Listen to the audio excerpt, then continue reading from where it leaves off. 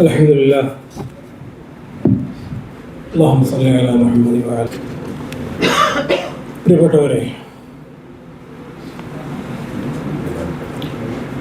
എല്ലാവരെയും എൻ്റെ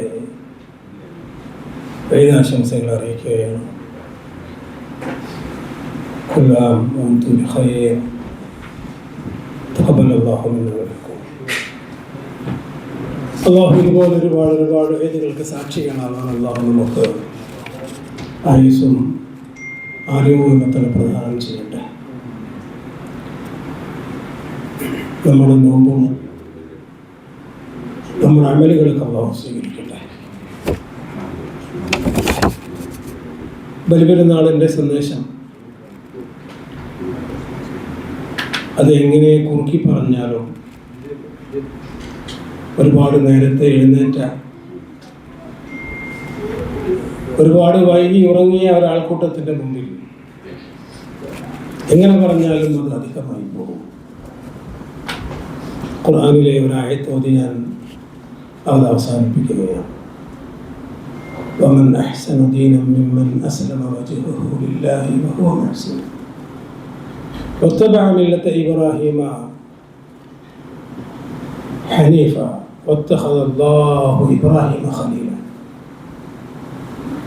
സത്വസ്ഥനായിക്കൊണ്ട് തൻ്റെ മുഖത്തെ അള്ളാഹുവിനെ കീഴ്പ്പെടുത്തുകയും നേർമാർഗത്തിൽ ഉറച്ചു നിന്നുകൊണ്ട് ഇബ്രാഹീമിൻ്റെ മാർഗം പിന്തുടരുകയും ചെയ്യുന്നവനേക്കാൾ ഉത്തമനായി ആരുണ്ട്? അതാണ് ഇതിൻ്റെ സന്ദേശം.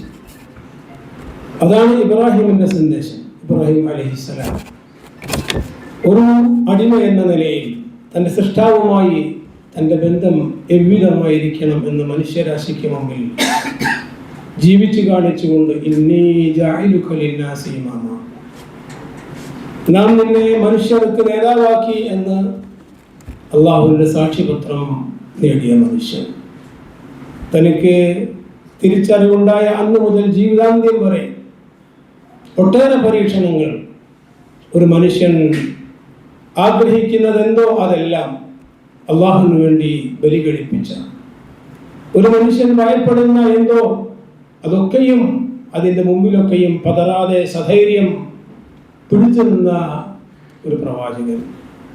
ഈ ദിവസങ്ങളിൽ തക്ബീറുകൾ, അയ്യാമുത്ത ശരീഅത്തിൻ്റെ അവസാനം വരെ പ്രവാചകൻ പറഞ്ഞു, യൗമുൽ അറഫ വയൗമുൽ നഹർ വഅയ്യാമുത്ത തശ്രീഖ് ഈദുനാ അഹ്ലുൽ ഇസ്ലാം.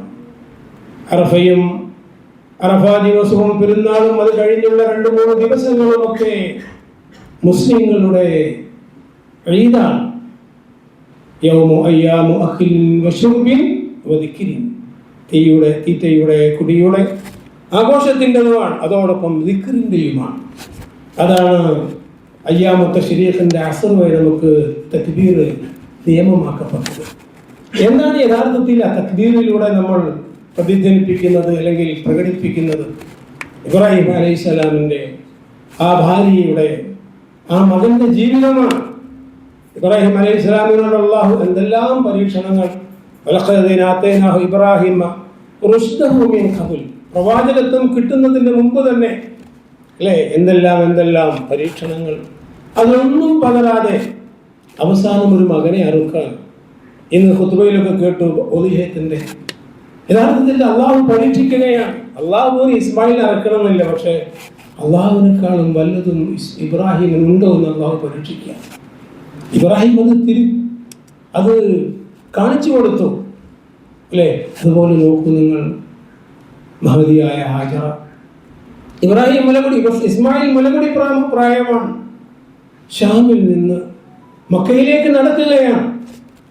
ഇന്ന് ഗൂഗിളിലൊക്കെ നോക്കിയാൽ ഷാമിൽ മക്കയിലേക്കുള്ള ദൂരം നമുക്ക് വായിക്കാൻ പറ്റും. പക്ഷേ യാത്ര സുഖങ്ങളില്ലാത്ത, വാഹന സൗകര്യങ്ങളില്ലാത്ത മരുഭൂമികളിലൂടെ അല്ലേ, നിങ്ങൾ ആലോചിച്ച് നോക്കി എന്തെല്ലാം ഉണ്ടാവും.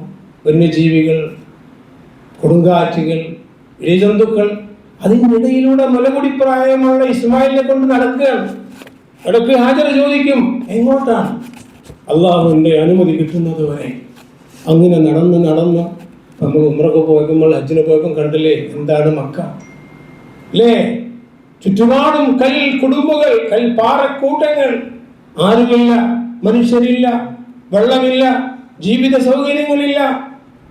അവിടെ ആക്കി തിരിച്ചു പോരാണ്. ഹാജറ തന്റെ വസ്ത്രം അരക്കെട്ടിന് പിടിക്കുകയാണ്. അല്ലാഹു അമറകാദ, ഇത് പടച്ചോൻ കൽപ്പിച്ചതാണോ? ന്യായമെന്ന് പറഞ്ഞപ്പോൾ അവർ പറഞ്ഞു എന്നാ പിന്നെ അള്ളാഹു ഞങ്ങളെ കൈവിടില്ല എന്നുള്ളൊരു ഉറച്ച വിശ്വാസം. ഹാജറ അല്ലേ ഒരുപാട് നെട്ടോട്ടം ഓടുന്നത്. സംസം അവരാകെ പ്രതീക്ഷിക്കുന്നത് എന്താണ്? ഇബ്രാഹിം തിരിച്ചു വരുന്നത് വരെയുള്ള വെള്ളമാണ് അവർക്ക് കിട്ടിയതോ ലോകാവസാനം വരെ സംസം. അതുപോലെ ഇബ്രാഹിം അലൈഹിസ്സലാം നോക്കൂ, ലോകത്തിൻ്റെ മഹത്വത്തിൻ്റെ മഹോന്നതിയിൽ നമ്മൾ മരിച്ചാൽ പോലും എന്ത് ചെയ്യണം? ഇബ്രാഹിം അലൈഹിസ്സലാമിൻ്റെ പേരിൽ സ്വലാത്ത് ചെല്ലണം. അത്ര എന്തുകൊണ്ട് കിട്ടിയതാണ്? അല്ലാഹു വഇദ ഖാല ലഹു റബ്ബുഹു അസ്ലിം, ഇബ്രാഹിമേ നീ മുസ്ലിം ആകുമെന്ന് പറഞ്ഞപ്പം അസ്ലംതു ലിറബ്ബിൽ ആലമീൻ, പടച്ചോനെ ഞാൻ മുസ്ലിമായി ജീവിതം മുഴുവനും അള്ളാഹുവിനെ കൊണ്ട് സമർപ്പിച്ചു പ്രവർത്തനം കൊണ്ട്. അതുകൊണ്ട് ഈദിലൂടെ ഈദിന്റെ സന്ദേശം അതാണ്, അള്ളാഹുവിനെ അറിയുക. മനുഷ്യരാശിക്ക് മുമ്പിൽ നന്മയുടെ വക്താക്കളാവുക, തിന്മ എതിർക്കുന്നവരാവുക, നന്മ കൽപ്പിക്കുന്നവരാവുക. സമയമല്ല, നമുക്ക് ഒരായത്തോട് പറഞ്ഞാൽ അവസാനിക്കാം. ഇബ്രാഹിം അലൈഹിസ്സലാമിനെ കുറിച്ച് നമുക്ക് വായിക്കാം. ഇന്ന ഇബ്രാഹീമ കാന ഉമ്മത്തൻ ഖാനിതൻ ലില്ലാഹി ഹനീഫൻ വലം യകുൻ മിനൽ മുശ്രിക്കീൻ. ഒരു ഉമ്മത്തായിരുന്നു എന്നാണ്. സതൃപ്തനായ, അള്ളാഹുവിനെ ഭയപ്പെട്ട് ജീവിക്കുന്ന ഒരു ഉമ്മത്ത് എന്ന് പറഞ്ഞാൽ എന്താ?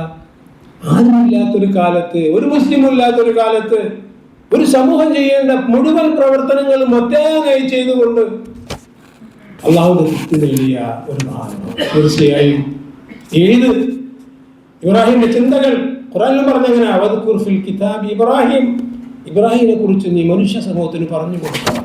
ആ ചിന്തകൾ നമുക്ക് പ്രചോദനമാവട്ടെ. അള്ളാഹുവിന്റെ തൃപ്തിയിൽ ജീവിക്കാനോ മനുഷ്യ സമൂഹത്തിലേക്ക് ഈ ദീനിന്റെ നന്മകൾ എത്തിക്കാനും ഒക്കെ തന്നെ അള്ളാഹു നമുക്ക് തൗഫീഖ് ചെയ്യട്ടെ.